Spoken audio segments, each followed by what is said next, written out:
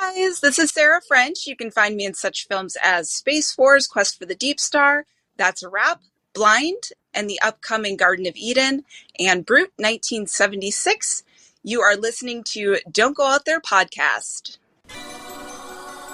In a world where zombies, ghosts, serial killers, and vampires all exist, it's Nico, Brian, Mike, and Dustin.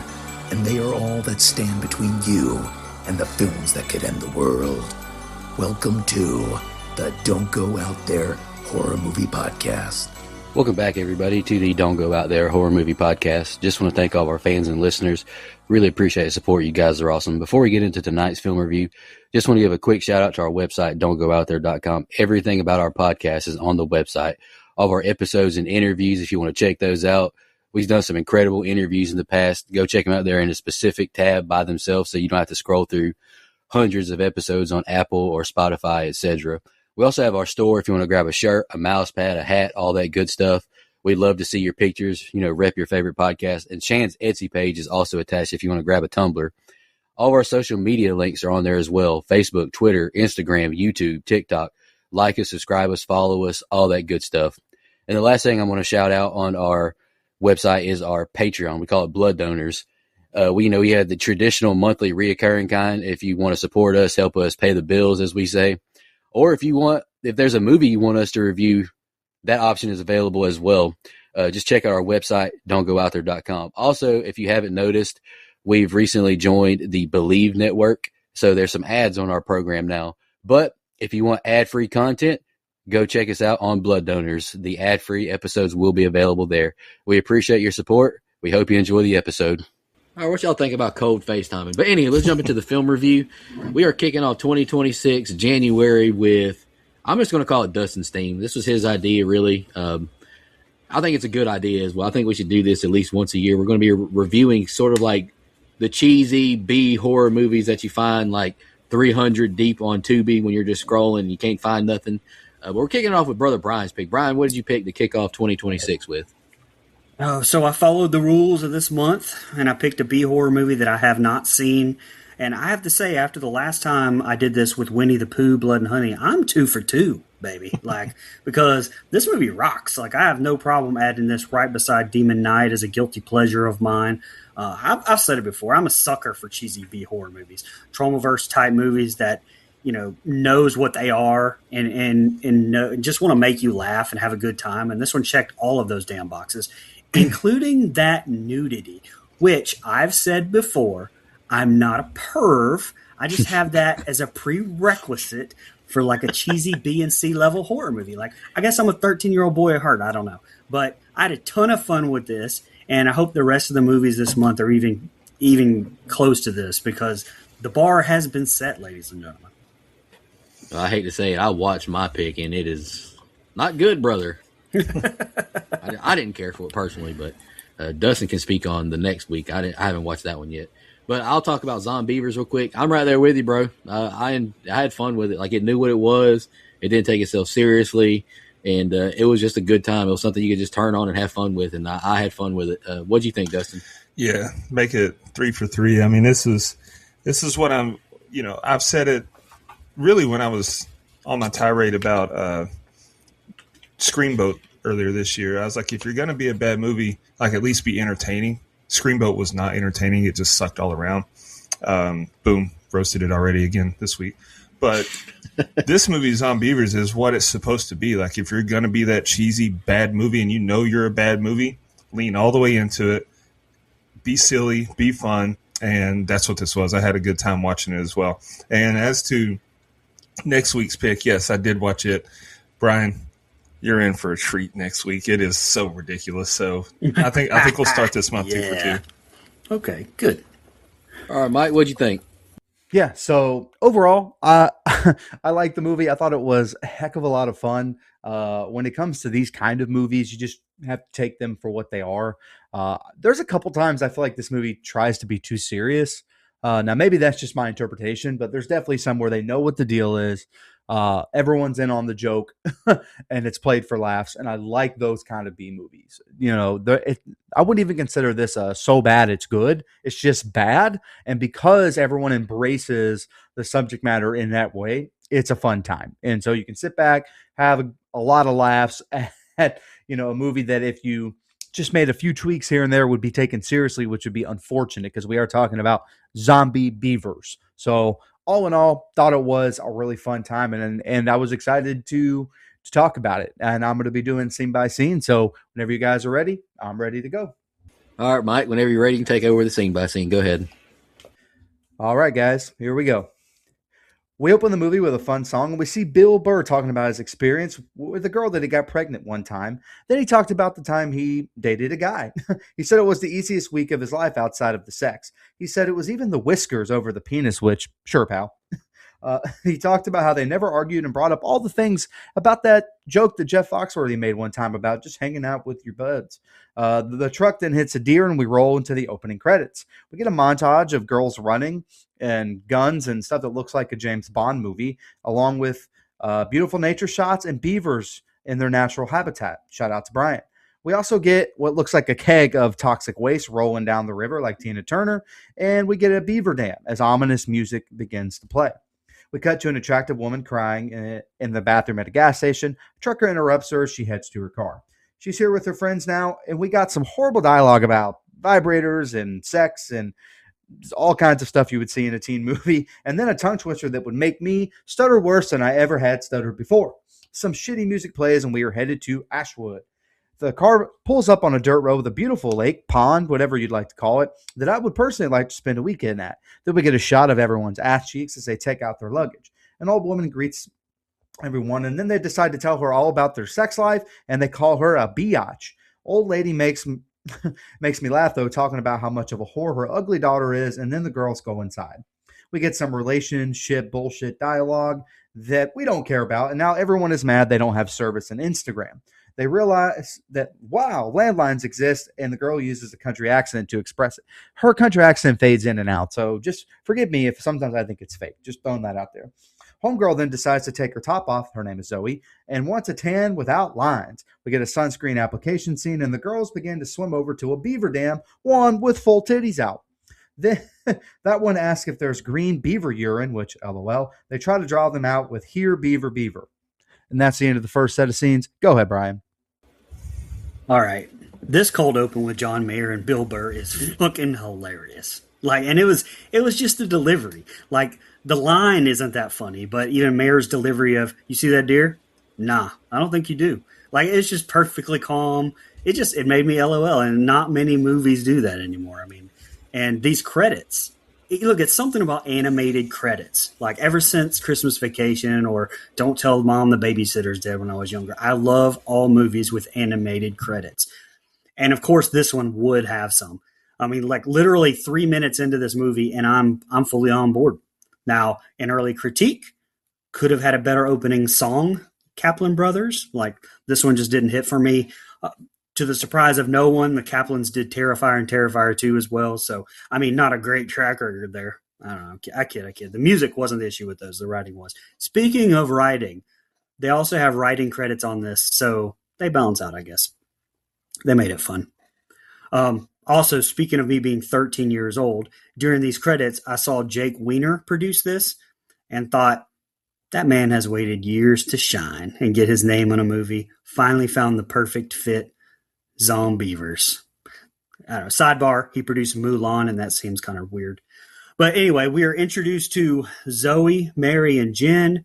I recognized Rachel Melvin pretty much right on from Dumb and Dumber 2. Awful movie, but not good awful like this one.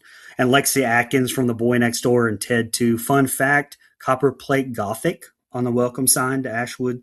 Also a fun fact, I wanted to mute every line of dialogue from Zoe at the start of this. She was absolutely unbearable, but does get better. Courtney Palm said in an interview that she was told that taking this role would be a bad idea, but that she's glad she did. And I don't think it's on Courtney. Like, her dialogue was just pretty bad written at the beginning. Now, the nudity required didn't bother her at all either, according to an interview, pointing out that she spent hours on set, quote, stark naked in front of several men for 2012 Sushi Girl. So, quote, walking around with her boobs showing for this movie was no big deal at all. It's a, quote, staple in a movie like this. See? Huh? See? And, quote, people want to make too much of a fuss over it. Thank you, Courtney. That's all I'm saying.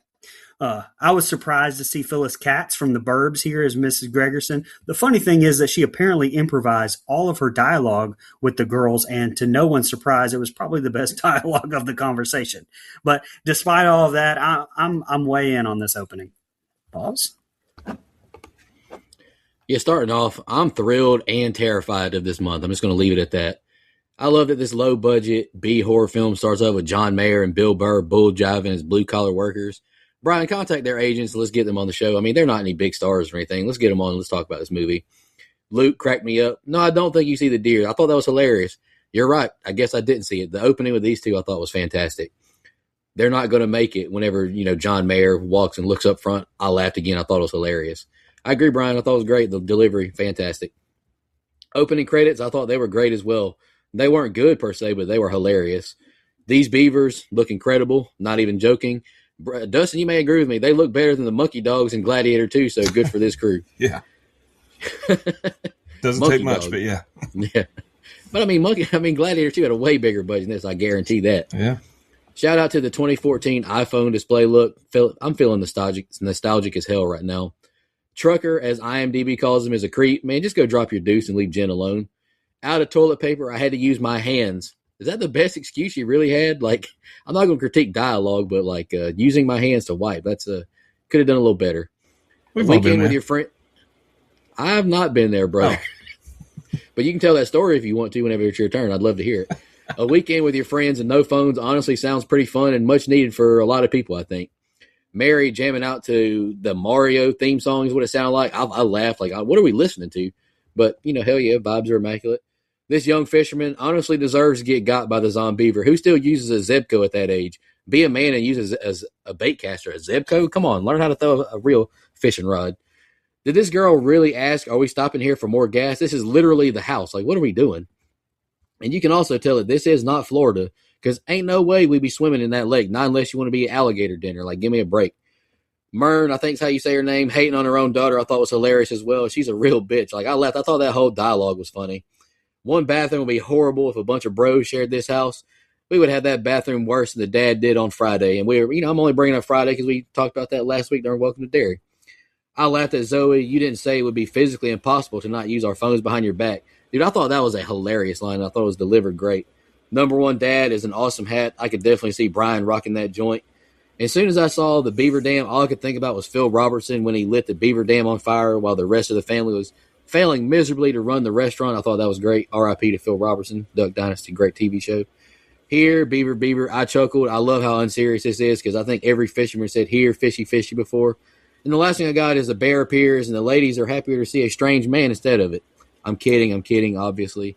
Fun opening, and for a B-horror movie, this has been very entertaining and not terrible like I thought it would be. I thought it was funnier that a kid was wearing the number one dad hat, I think, than a dad.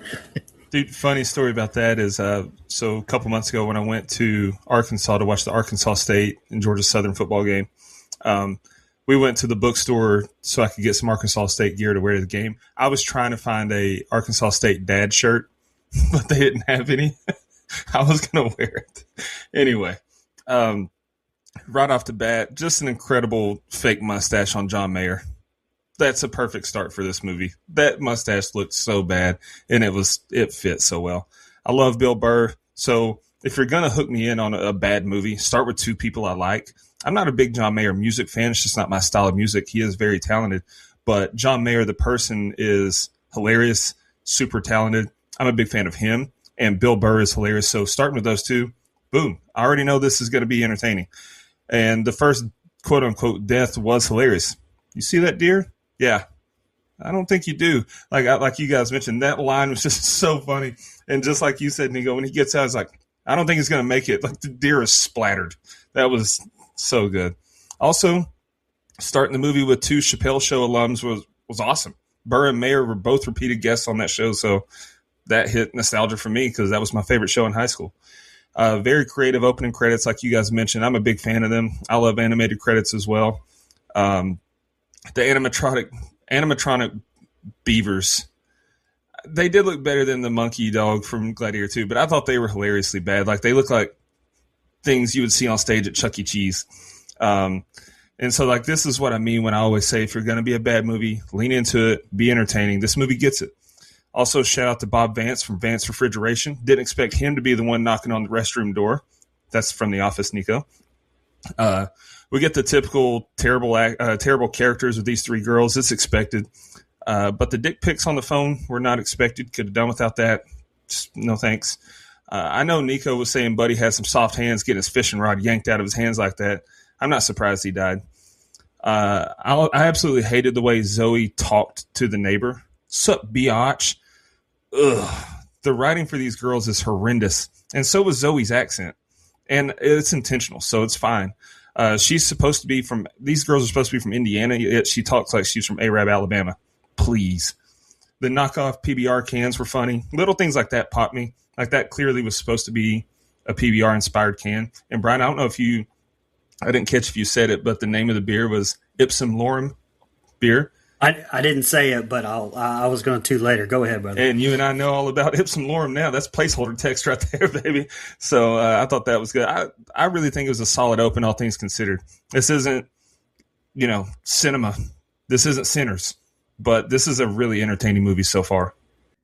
All right. Now, so Beaver tries to attack the girls, and a guy named Smith with a Y shoots and introduces himself. And as they begin to thank him, they're kind of rude to him, though, as well, even though he just saved them. And he tells them they should cover up. Fuck that guy. Don't do that. Sorry, I had to. Then they have some weird people. And that they have some weird people around. The girls head back to the cabin, and they use what I think is a fake country accent again. They're playing Would You Rather like every young American teen should do. But then they get into something about mom and assault and dad Watson. And I don't know what's going on here, man. They were about to make out, and just as they did, they decided not to. No. Anyway, the line "Don't go out there" is used. Great advice, by the way. You can check that out at don'tgooutthere.com as they begin to play into tropes of the innocent teens. As we get some suspenseful music play as guys walk up, and it's ones that they know. They're all here to bone at the lake house. What a time. These guys are awful characters, and the one that cheated actually stays, and now these two have to face their situation head on. We get a wild sex scene, something about Power Rangers being shouted out, being too hot for the girl, etc., lots of sex. Jen slaps the cheater boyfriend around a bit, and then she forgives him as they start to kind of make out in the hallway.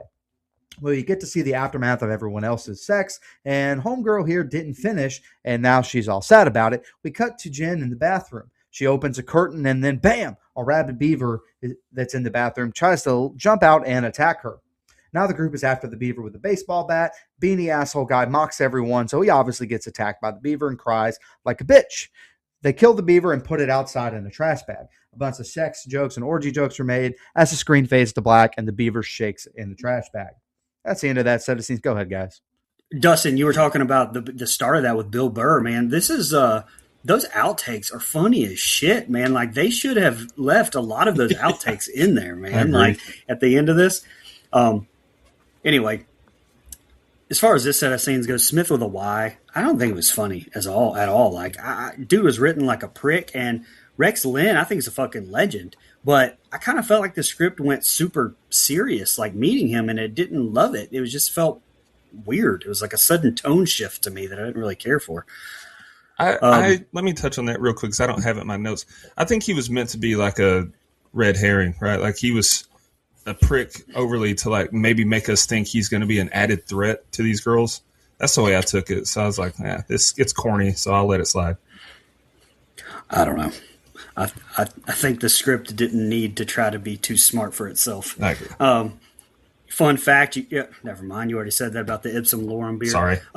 Also appreciate the Don't Go Out There shout out, the 2054 by Jen. We know you listen. We appreciate the shout out. Another fun fact, I tried the my dick being asleep line on the wife after watching this movie. She just said she wished the rest of me would go to sleep too, roll back over. I don't know, kind of weird. Not really a fun fact there, but felt like I needed to throw that in there. The typical horror movie score when Sam gets kneed in the nuts was a wild choice too. I thought that was weird. I don't know if that was supposed to be funny or not, but hey, I'll take it over whatever movie that was we watched a while back with the circus noises when the cops came around. What fucking movie was that? Halloween 5. Oh God, yeah. Oof. Ugh. Oof. Oof. Ugh. Anyway, love the Ugh. first Zombeaver attack. Shout out to Creature Effects Makeup for the work on the beavers. I mean, you guys talked about it, but I don't know. I thought they looked well. I don't know, almost like nobody cared when they made them, and I loved it. This Hunter trying to look like Mick Taylor on purpose. Like, I feel where y'all are coming from. Like, he's too serious, and I don't know. Shout out to Wolf Creek.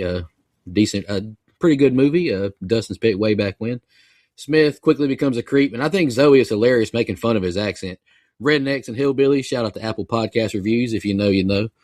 Zoe, what the fuck is this? Would you rather watch your mom get murdered by dad or raped by dad while mom watched? Like, I'm a dark humor fan, but goddamn, that was a little bit ridiculous. Like, this might even get us flagged on YouTube's now because I can't even say it, but good night. If I were these ladies, I'd be scared hearing a random knock at the door. And like you mentioned, Brian, I appreciate the pod shout out from Jen. Don't go out there. Like, you must be a listener. Go leave us 5 stars. If it's not 5 stars, just don't leave us nothing. How the fuck they lock themselves out the house this easy, though? Tommy with the random fart. Cool. You know, I love my fellow bros of the world, but these 3 dudes, I think they're pretty annoying starting off. Mary and Zoe getting absolutely obliterated during sexy time. Buck is cracking me up, too. You are way too hot for me. At least he recognizes it, shouts her out. Good for him. And poor Sam just listening to the other guys getting laid while he gets confronted for cheating. Dusty, you got any advice here for a young man who might be going through something like this? Deny. Jesus. That was Photoshop. That wasn't him in that picture. Hey, I believe it. Lying asses. And Jen caved quick. Well, never mind. Knee right to the old ball sack. But he kind of deserved it. He cheated. I laughed at Tommy. Man took it personal. He didn't make Mary finish. I get it. You always want to make sure your girl finished. Do you agree with that, Dustin? No comment. Fair enough. The Zombeaver looks absolutely comical, but it would have been horrific to see if it were real life. And just imagine your friend saying there's a zombie beaver in the bathroom. Like, what the hell are you talking about? Sam, the worst baseball bat hold that I've ever seen. What the hell is bro doing? I just saw The Shining in IMAX. I always question Shelley Duvall, but even her bat handle was way better than that. Give me a break. No way. You're a kid. Oh, here we go. This man hates The Shining to his core. Well, I guess that leads me to another question then, Nico. Would you like for Shelley Duvall to grip your bat? No. Damn, R.I.P. Shelley Duvall. R.I.P. Oh, yeah, R.I.P., but I mean, she does not crank my tractor. I'm just going to leave it at that. The Zombeaver, Randy Orton's butt with a jump scare out of nowhere, just bit his ass from underneath the fucking sink. That was hilarious. And the sound design is horrible as Sam waylays on this beaver, but it was hilarious. I'll give it a pass. Jen says this beaver isn't normal just because it has no pupils. I thought that was hilarious because that's what you noticed the most. The beaver had no pupils. Okay, I'm here for it. And Buck is diabolically horny. Man said they need to have a safety orgy. You know what? Why not? I thought it was another fun set of scenes. Yeah, another thing that just popped me early on in these set of scenes. I know you guys have crapped on the character, but hey, that's Agent Whitney from Rush Hour. Nico, I'm surprised you didn't say that. Like, that's Agent Whitney as Smith. And he called the girls heifers, which I thought that was hilarious. Probably the worst would you rather I've ever heard. It just further proves that women are bad people. Who thinks of those 2 scenarios? Come on. And then to be fair, I think you and Mike have hit us with a few would you others that I think are worse than that. No, they're not worse. Come on. I have said some wild ones in my day, but not that bad. And just an egregious sex scene follows. Jeez Louise, man. Like, that was the most over the top. That was Nicolas Cage School of Acting, how over the top they were on that sex scene. Sam, just like me with Jen, catch me cheating, I'll say it's seaweed in the pic and never answer when you ask me who she is. And then I'll just try to distract you by kissing you. I respect it. The beaver in the bathroom is hilarious. I had to pause it because I was laughing so hard. That was the first time that I paused it, and it happened a couple times. And I laughed again when Jen was bawling her eyes out, and Buck said, "Jen, you're a really ugly crier." She is crying her eyes out. She's like, Jen, you're a really ugly crier. And then Beaver got killed with a Jose Canseco bat. Tell me he didn't pay money for that. And then Buck, you mentioned him, but he is wild. We could die tomorrow. We need to have an orgy. That man is detrimentally horny. This is another funny set of scenes. The sun comes up now, and everyone's not scared of the beavers all of a sudden. Blonde girl points this out. Her name's Jen, and she gets mocked for it. We find out that Jen's boyfriend cheated with her friend that's on this trip. Wow, what a miraculous discovery. One whose boyfriend is there as well. Guy tries to make it more than that and even uses a fingering joke. She basically tells him that it meant nothing, although clearly these two actually like each other. Guy gets attacked under the water by a beaver, and everyone is shocked that, wow, there's more fucking beavers. We cut to Jen running upstairs away from the group, and now she's in a gnarly battle with a beaver. She splits it in half, and it's still chasing her on the stove, and a really cool shot, honestly. She finally gets away and meets up with the rest of the group. Cheater Guy kills a dog of Zoe, and it was the wrong one because she narks and tells everyone that Jen's boyfriend cheated on her with a friend whose name I still haven't caught. Jen really doesn't seem to give that much of a shit because, there are zombie beavers out here. The group tries devising a plan to attack the beavers and find them. This scene is played dramatically for some reason, unlike the rest of the movie, and then the group splits up. Then the beaver kind of hits a window. We see the old lady again, and she asks her husband if he heard a noise. He says it was just them scissoring each other to Lady Gaga, which, okay. He also says he might have to stay if she sends him over there. We then see him maniacally pet a zombie beaver. That's all for that set of scene. Go ahead, guys. Look, we've talked about useless IMD facts on this show before, and I'd like to point out one of the dumbest ones that I've ever read. Says, quote, if you pause it at roughly 38:21 to 38:22, you will see Buck's leg isn't actually cut off. Who is out there thinking that movies are real and they needed this fucking word it this way? Come on, Sean Irwin. I know you wrote that shit. And look, I know I gave the effects team shit for their beavers, but the missing leg looked really good, I thought, as he made his way off his raft. But the close-up, oh, come on, man. You know how fake that looked, and you chose to cut it in? Damn it, Jordan Rubin. You were doing so good before that. And, oh, shit. The Zombeavers cut the phone lines, and we get tossing the dog out for bait. You know me, I will shit on a movie for killing an animal, but this one felt more like Anchorman off the bridge. Like, I don't know, I didn't take it seriously. I laughed my ass off. In fact, every kick to a zombie off this raft and tossing the dog made me laugh pretty good. I loved it. And look, I know we're talking about a movie about zombie beavers. So complaining about the fact that Buck would have bled out by now and doesn't look like he's dying is pointless. But let's talk about the real thing that bothered me here. Tommy's generic Letterman jacket with no letter or graduation year or number or anything on it pissed me off to no end, and it just has like boiled all over to this point. That's unforgivable, prop department. How can I fully concentrate on a masterpiece such as this when there is no recognizable characteristics on the jock character's Letterman jacket? Get your shit together by the next set of scenes, by God. Absolutely ridiculous. Now, I complain about that, and we end the set of scenes on maybe the most hilarious line in the movie. Did you hear something? Oh, it's just those kids scissoring themselves to Lady Gaga? What the fuck? I had tears when he said that. Oh, Winston Gregerson, you funny son of a bitch. Where have you been all movie? Okay, movie. He went and totally redeemed themselves a set of scenes. Yeah, I thought it was an excellent transition to black as we catch back up with Smith out there setting traps. I'm being facetious. I mean, it wasn't great, but this movie's fun. Like, don't take it seriously. Why isn't the friend group more scared that the beaver is missing? All the evidence shows nothing walked up to the bag and it escaped. And who the hell swims with a beanie on? Buck, I think, is such a weirdo. Like, I mean, I understand, the fat kid wearing a T-shirt, but wearing a beanie, that's just egregious. And the big reveal was Mary, who was kissing the boyfriend. Well, damn, we love some internal drama. Epic reveal that Buck's foot was bitten off, and I love the crash out. Get to the fucking raft. I loved it. I thought the CGI bitten off leg looked terrible, but I'm not going to critique it too hard. It was fun. Good call, Jen, to go and try and call for help, but how in the world are these beavers smart enough to cut the phone lines? I'm crying, laughing. Like, I'm not being, critical. I'm just laughing at it at this point. Punting a beaver is funny as hell, too. Good job, Tommy. I couldn't believe that Sam tossed the dog in the water. Bro just became the most hated horror movie character ever. You never kill a dog in a horror movie. And no clue why Jen jumps up on the kitchen island when she could have just stabbed the beaver with a knife on the floor. But hey, add some stunts to your paycheck maybe. And just like put her pussy right there, like come on, come on, come on, before she killed it. Like come on, like, that was had to be part on purpose. So I got to call it out here. But good Beaver God, on beaver crime. she did that. Yes, yes, I like it. I like it. That should be in the description. I'm just going to go ahead and throw this out there too. If anybody listens to this review and gets mad for the way we talk, like just fuck off. I mean, it's Zombeavers for God's sake. But she finally gets smart enough just to stab the sumbitch through the noggin. That action sequence really got the old heart pumping, I tell you what. And I thought this line was hilarious. Is it on steroids or something? Does it look like a baseball player? I laughed out loud. I thought that was hilarious.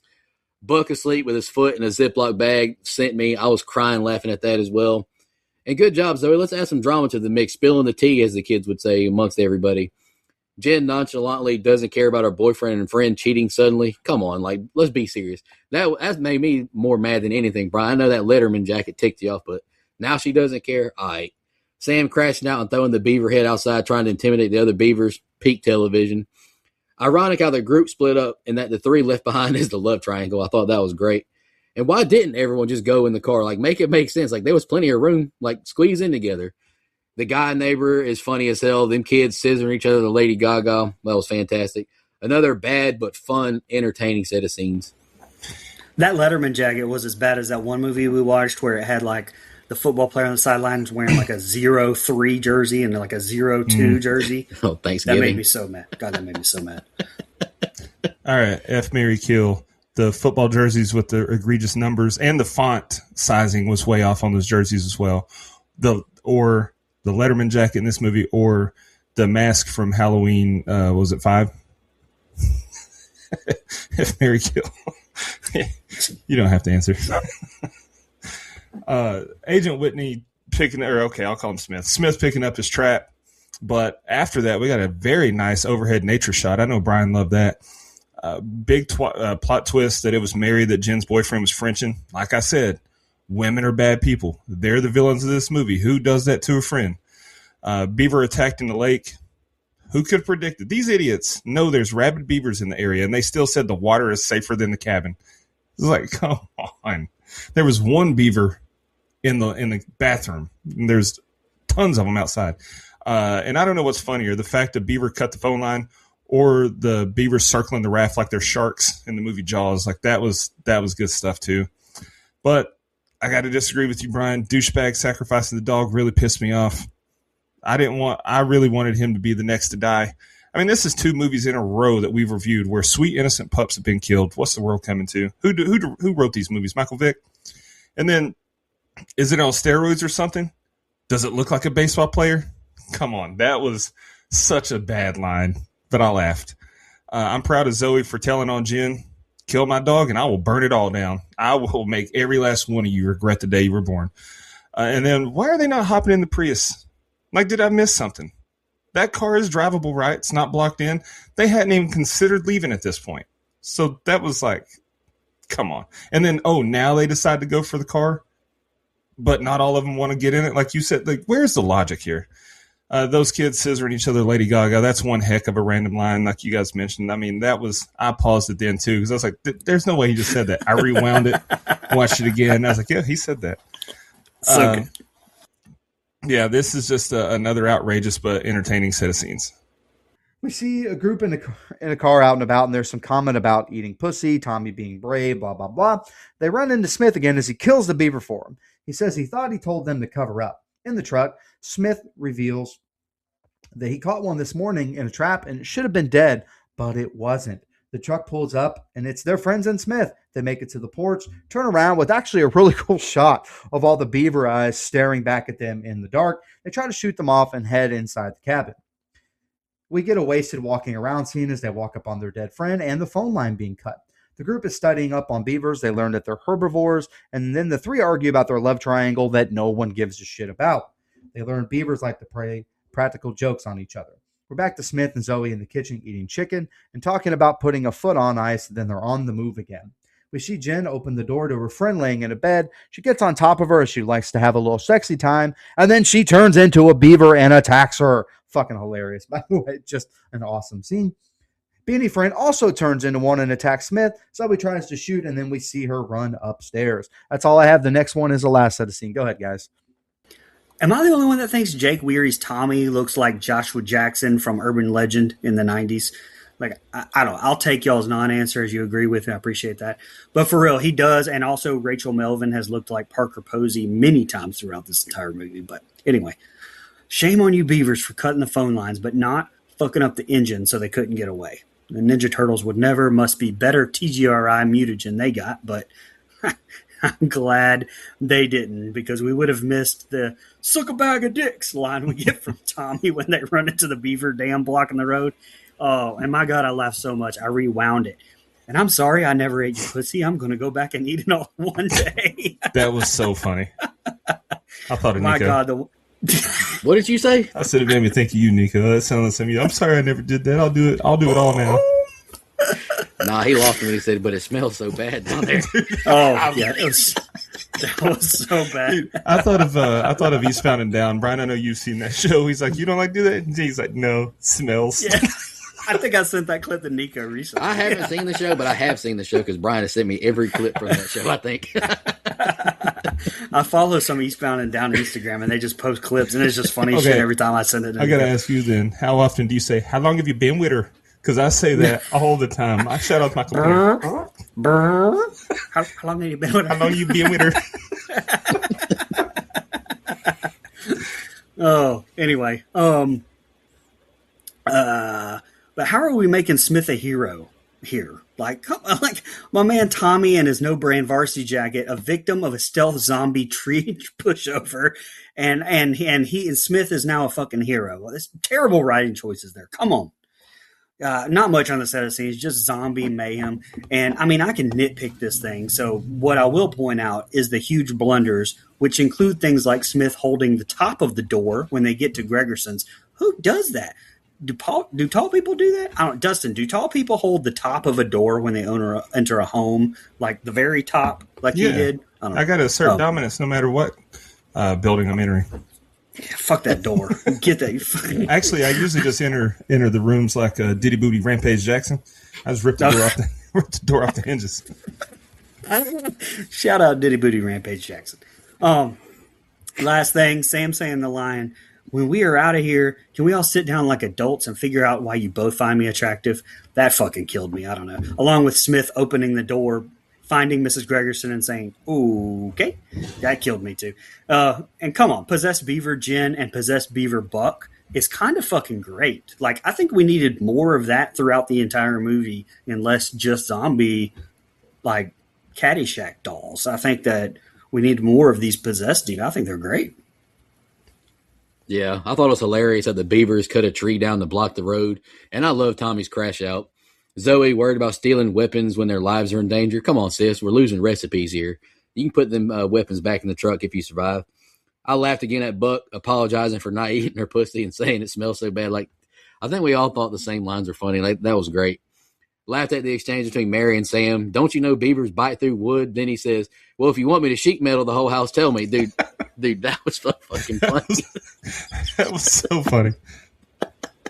Like, I hope Smith has a lot of bullets because I saw a lot of beaver eyes out in the dark. And it's still sending me that beavers are smart enough to cut phone lines. Like who'd have thunk it, right?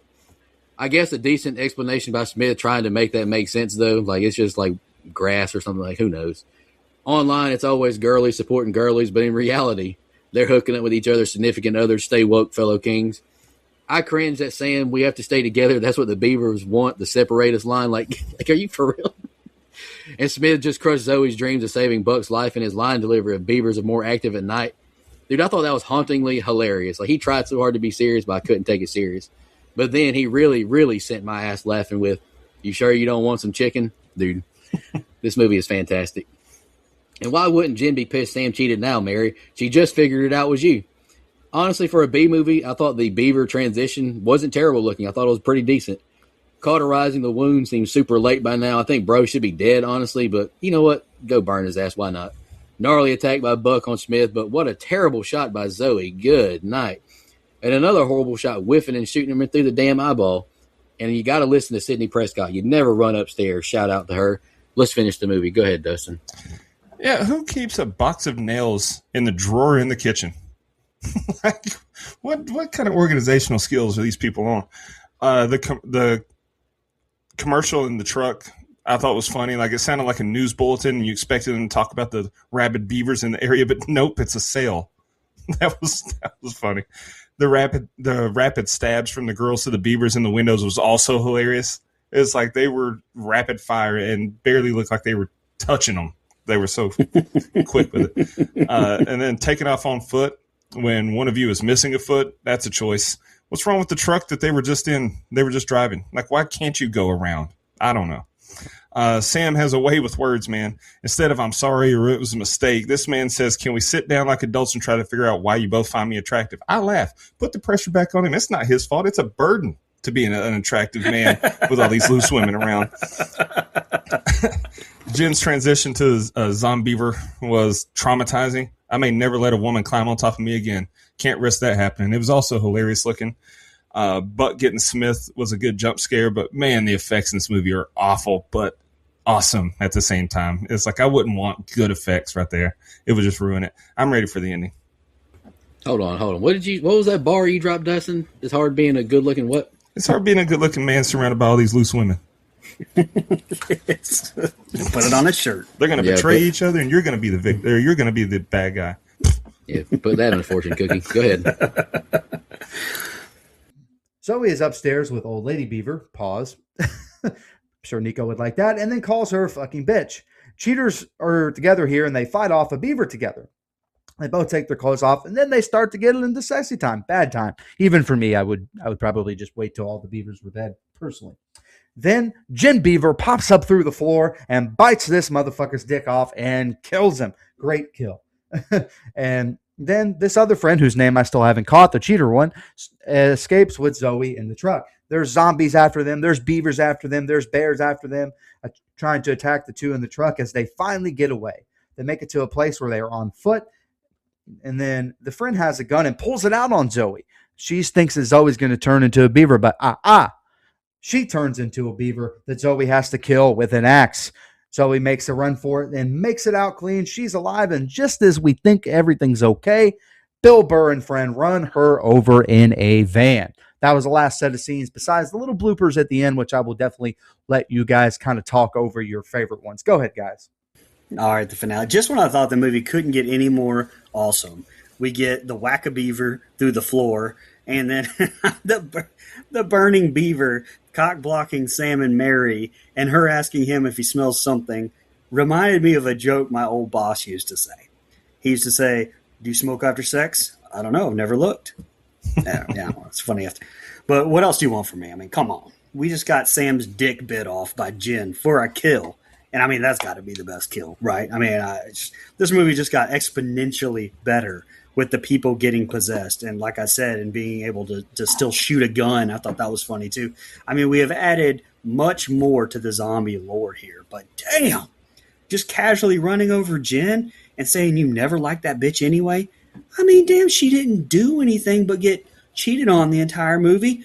And our only survivor is the only girl who got naked. Like, we have flipped so many horror movie tropes on its head here in this. How could you rate it any other score but a perfect 10 almost? And why has there not been a Zombie Beavers 2 even more? And I wrote that ending before. I wrote it in real time because the actual ending with Burr and Mayer couldn't have been better. Like, I loved it. And I don't know why the outtakes were in the actual movie. Like I said, my God. Yeah, watching Jen bouncing that thing, trying to open the door, I thought was hilarious. And Myrn sitting up Undertaker style behind Zoe was great, but her jumping out the second story window was not very smart. No way she survives that without major injuries. This whack-a-mole scene I thought was hilarious.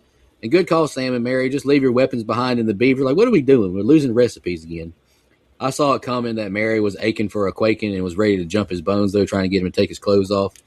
And how the hell did these beavers get so smart? Start a fire with an electrical wire and then light the curtains on fire? Man, these things got the best zombie infection ever. Jen bites Sam's dick off and twists it. I don't know how Brian didn't say that. but I thought that was a horrible death. Driving the truck into the house wasn't wise, but it was efficient. And hell yeah, so he run Jen over. I never liked that bitch anyways. It was hilarious, but I also don't understand why you didn't like her. You didn't establish anything why. The combo of Neighbor and Beaver tag teaming to bite a tree down, more peak cinema. And don't hesitate, Mary. Shoot. Don't wait. And it's too late. You're barbecue chicken now because you turned first. Hell yeah, Zoe survived. She was the best character anyways. A very fitting ending was Zoe ran over at the end by the same two idiots who weren't paying attention to start with. Insert the Martin Scorsese meme. Absolute cinema. How did I not say the dick twist line? Oh my God. The old dick twist.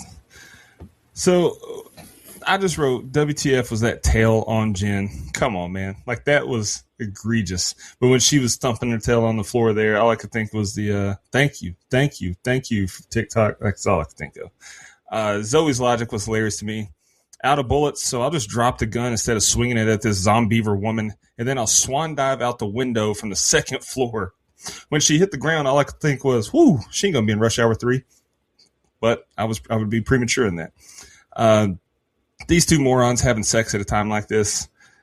Then the beaver setting itself on fire and the Zombeaver woman biting Sam's wiener off. Like, this is outrageous cinema. This is just peak. Can you imagine reading that in the script? Like, you're about to act in, you're like, oh, dude, my God. I'm pretty sure the string of words that I just read off my phone have never been put together before in history. Yeah. I question how Zoe was able to get up and come to the rescue after her fall. But more than that, I question why the windshield broke how it did when she hit the tree. Like, anyone else knows that? Just half the windshield broke out perfectly around her side when nothing hit the windshield. She just hit a tree. Funny twist when Mary thought that Zoe would turn, but then Mary herself turned. I thought that was a good final twist for us. And I love how the ending comes full circle with the beginning with Mayor and Burr running her over. Just great. Funny movie. And not only the tree thing with the glass, I did notice that, but the fucking go back and forth cuts, it was like the Austin Powers steamroller scene where it was like, no, they had like an hour to change course. Yeah. Yeah, for these bloopers and outtakes, I thought they were hilarious. You know, obvious, stating the obvious here. But John Mayer saying he's going to Arby's to get apple turnovers and saying he got a hand job at an Arby's, I thought was hilarious. And you just get fired. And you just get fired after ranting about the Christmas light strangling his penis was fucking hilarious too. I thought they were great. Yeah. How is that not in the movie at the beginning? I mean, for real. As an Arby connoisseur myself, we've heard Arby's promotion is good promotion. So yeah, put that in the movie. But I agree, the strangled my penis, that was so outrageous. But I thought the bloopers and outtakes, they were all funny. But I miss when movies did this.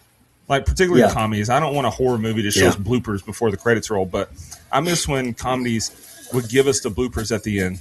Like, it's just Rush Hour 2 did it, and it's good stuff. Yeah. Leech, fish. He said, Jackie, kick the door open. Okay, Chris Tucker. That's so funny. Gefilte fish. All right, guys, on to our social media comments and questions. I'll knock out the old Instagrams. We only got one comment from M. Roofstone. This movie is delightfully ridiculous and just fun. Confession time, the theme song for Zombeavers is my ringtone. That is right. I actually spent money and bought the song and put in the time and effort to make it a ringtone that now goes off at the most inappropriate times. Think library or fancy restaurant. Keep it up with the good work, and I think I'm going to love this month. That's what we want. Yeah. Have fun this month. Yeah, this is fun. That's also incredible that's your ringtone. Yeah, it is. Brian, I can't wait for Brian to read the old Book of Faces. Matthew Heffer left a comment, and it is great. Oh, Jesus. Okay, I haven't read it. Good.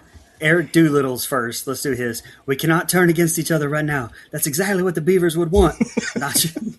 Not sure how, but I will definitely start trying to use that quote as often as I can. All right, Matthew Heffers. Here we go. Wow, what a way to start the new year. I guess we're starting at the bottom and slowly working our way to the top. Is that right, Brian? Positives. It was short, and we got the line, I feel like a Power Ranger, which I will be using if I ever have sex again. As for the effects, well, the last time I saw a beaver that bad, I was looking at my ex-wife naked. Damn. Can't wait for the next masterpiece. Happy New Year, y'all. All the best from jolly old beaver-free England. Yeah, right. I heard. Hey, never mind. Go. I ain't gonna say that. That's France. Oh God, that was good. That was good. I've got X, the artist. Let me know his Twitter pulled up. I've got a couple on here. First one from Randy Smith. He said, "Fantastically wonderful, horrible movie. So good you just can't stop watching. Hope Santa was good to y'all. Sorry I missed the FSU bowl game. I couldn't find anywhere to watch it. P.S. Hey, Go chill Dogs and out. Happy New Year." Ban that guy right now. Ban him on every I platform. told him that's a low blow. And then he said, he followed it up with another comment, said, "B Horror Month sounds fantastic, by the way." And I said, we have some doozies lined up, because boy, do we. And then the last one we got is from Andrew Ferguson, who said, "This sounds like it would be in the same section as Kara Loft Womb Raider in the video store." Yeah. All right, guys, you got any fun facts you want to share? That's got one in that this is John Mayer's feature film acting debut, which I find hilarious. Like, he's John Mayer. He is a worldwide megastar, and this is his first feature film. That's great. And then last one I've got is that Brent Briscoe, who plays Mr. Gregerson, he was also in 1993's Grey Knight with David Arquette. And I looked up Grey Knight, and it sounds like a movie that would fit this month's theme. An evil voodoo entity possesses the corpses of Civil War soldiers. Yeah, that fits this theme. Yeah, that sounds pretty interesting. This movie got a budget on it? Let me look up the old IMDb's. Well, it's got an opening weekend, U.S. and Canada, March 22nd, 2015. $8,163. I think Brian has that in his back pocket right now. But Relax. the gross worldwide was $54,985. That's not bad. Not bad. That's not bad. I mean, I think you have that much in your back pocket, $54K. I ain't even got back pockets. I'm wearing basketball shorts. Ooh, woo. Anyway, let's jump into our favorite kill, least favorite kill, and the rating. Dustin, you want to kick us off?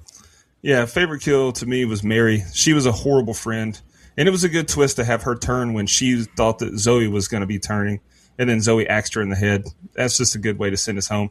Least favorite kill was poor, sweet, innocent Gosling. That dog did not deserve that. Also, it's funny that the dog's name was Gosling. Okay. As for my final thoughts on the rating, it's so bad, but it was so funny. I appreciate the humor, and this is what a bad movie should strive to be. I gave it a 5. Yeah, I'll go next, Brian.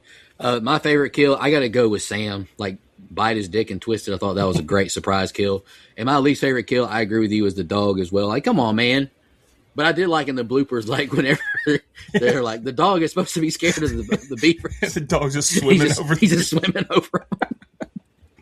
I don't really have much thoughts per se on this. Like, the movie is bad, but it's fun. Like, it's like Dustin said, it's what it's supposed to be. Like, it's just a good time. And if you take it too seriously, obviously you won't like it. But just turn the movie on and have fun. Like, you can even like scroll your phone while you do this one. Like, you can just have it in the background and laugh at the few scenes that you like and all that. But I gave the movie a 5.25.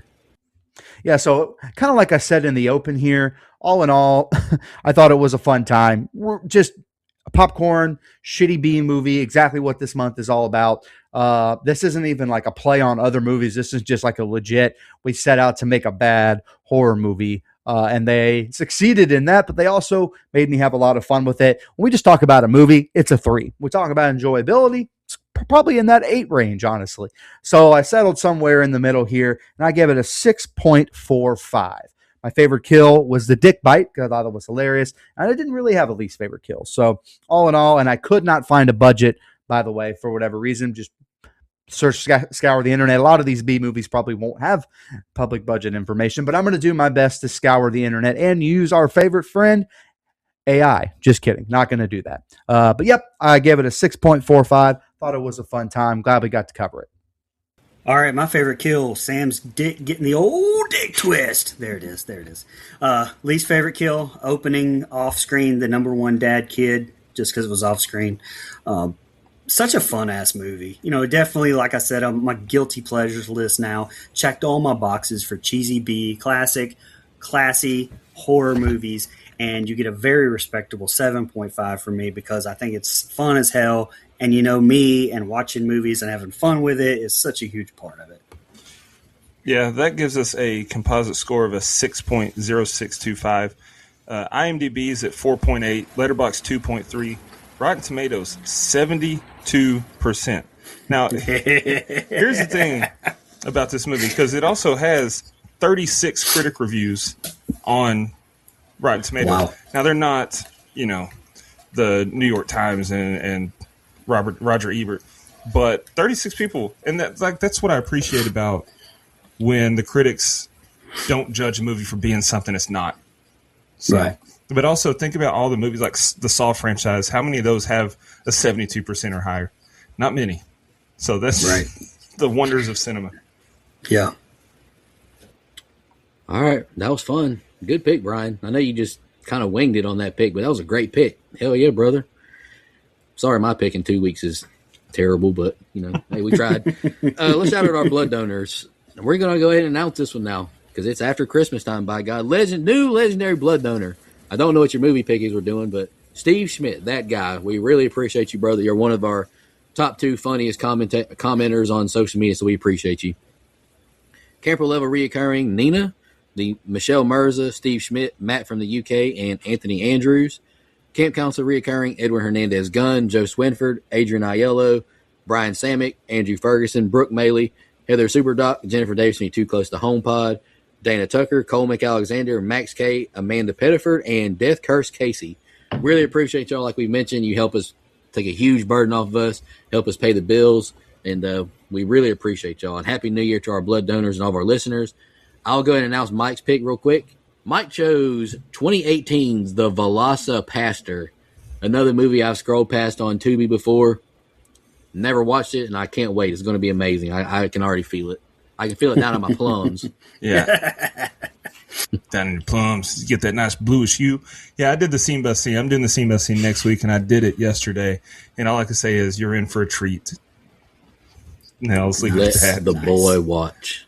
Nice. Let the boy watch. Good night, Canada. Twist his dick. Thank you so much, everybody. I'll see you next week. And in the meantime, take care of yourself. Just want to remind everybody,